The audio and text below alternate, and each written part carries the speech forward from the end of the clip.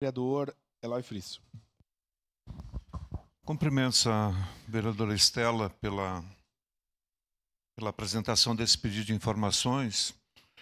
Mas, vereador Daniel, eu gostaria de contribuir nessa discussão do ponto de vista de deixar claro a forma como se executa um orçamento público, né?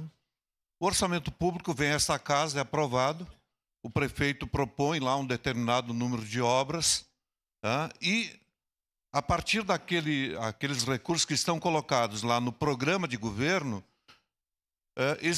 passou a existir essa nova realidade que são as chamadas emendas, né, federais.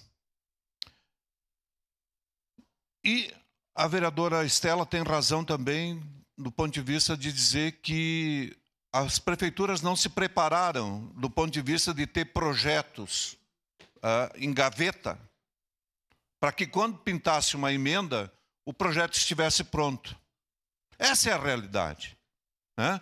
E me parece que a ação tomada pelo prefeito, junto com o vice-Nespolo, de criar, junto ao gabinete do vice-prefeito, o controle de um setor específico de projetos, dialoga com essa realidade. De outra banda, vereadora Estela, nós temos um pequeno problema, né? Porque os deputados apresentam emendas segundo demandas da comunidade, corretas, né? E aí, normalmente, a maior parte das emendas exige contrapartidas. E aí, quando exige contrapartida, significa dizer que no orçamento aprovado por essa casa, tu vai ter que tirar recursos de um lugar e botar no outro, né? Então, a dificuldade que às vezes existe não é só com relação à questão dos projetos, mas é de onde buscar os recursos para que aconteçam as contrapartidas. Essa é uma realidade que está colocada aí a partir da captura, vamos falar assim, no bom sentido, né, dos deputados do Orçamento Federal. Eu fui um dos que, quando percebemos isso, fui o primeiro a levantar nessa casa, lá atrás, a necessidade de um escritório de representação em Brasília, para que esse escritório pudesse informar o executivo, vai ter tanto recurso no Ministério do Turismo, tá? Vai ter tanto recurso no Ministério da Saúde, tá? Vai ter tanto recurso para emendas no tal. Lá tem algumas emendas que elas são impositivas e elas são colocadas obrigatoriamente, por exemplo, na questão da saúde. Eu não recordo o percentual agora, mas é em torno de 40% ou 50% dos valores que são disponibilizados para emendas, obrigatoriamente tem que ir para a área da saúde ou a área da educação, alguma coisa assim. E aí automaticamente cai nos fundos. Agora, pergunta para os quase 530, né, deputados federais, 513 deputados federais, se eles perguntam para o prefeito, prefeito, onde é que o senhor está precisando de recursos? O deputado vem aí, do ponto de vista do seu interesse eleitoral, político, que seja, e ele aplica a emenda em determinado lugar. Não vai perguntar para o prefeito onde é que tu está necessitando de recursos, né? Eu elogio o prefeito Adiló, o vice-Nespolo, que decidiram respeitar a vontade dos deputados, de onde aplicar o recurso. Mas necessariamente não precisavam aplicar o recurso aonde o deputado está destinando. Mas, de fato, fica complicado, né? Você anuncia 1 milhão para um projeto turístico e tal, não sei o quê, e aí o prefeito vai dizer não, né?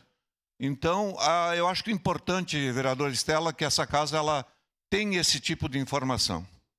Para a gente saber, o deputado destinou 500 mil para isso.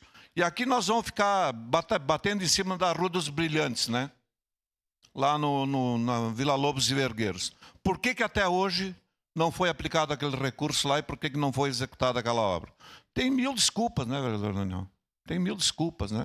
Então, para quem esteve já no Executivo, a gente sabe desse tipo de dificuldade. Quando tu senta ali na Secretaria de Gestão e Finanças, os caras dizem, bom, tem uma emenda aqui de 500 mil reais para tal obra. Bom, o município tem que botar mais 200 em cima. Veja agora, por exemplo, a construção da Escola Leonel Brizola, recém-assinada aí a ordem de execução. Ela, ao mesmo tempo, havia um compromisso da Caixa Econômica Federal de construir essa escola lá atrás, 10 anos atrás, foram enrolando.